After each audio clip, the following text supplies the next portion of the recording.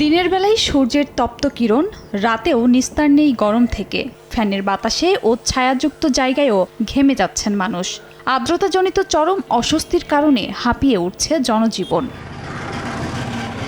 প্রখর উত্তাপ ও কাঠফাটা রোদে জনজীবন অতিষ্ঠ হয়ে পড়েছে। ঘরে বাইরে কোথাও নেই স্বস্তি। দাবদাহের কারণে খুব প্রয়োজন ছাড়া বাইরে বের হচ্ছেন না মানুষ। যারা বের হচ্ছেন, হাঁসফাঁস অবস্থা তাদের। বিপাকে পড়েছেন দিনমজুর ও খেটে খাওয়া মানুষ।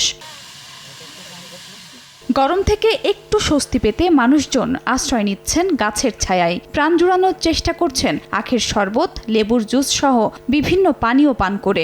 হেভি গরমে থাকা যাচ্ছে না। এদিকে ধান কাটার ভরা মৌসুমে হঠাৎ তাপমাত্রা বেড়ে যাওয়ায় দুর্ভোগে পড়েছেন চাষিরা। ভ্যাপসা গরম আর তীব্র রোদে ধান কাটতে পারছেন না কৃষক। কাজকর্মে নেমে এসেছে স্থবিরতা। মানুষ বৃষ্টির অপেক্ষায় আছে।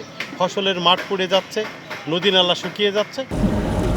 যশোর, চুয়াডাঙ্গা, টাঙ্গাইল, মানিকগঞ্জ, ফরিদপুর, সিরাজগঞ্জ ও রাজশাহীতে বইছে তীব্র থেকে অতি তীব্র দাবদাহ। আগামী মঙ্গলবার থেকে ২০ মে পর্যন্ত সারা দেশে টানা বৃষ্টি হওয়ার সম্ভাবনা রয়েছে বলে জানিয়েছে আবহাওয়া অফিস।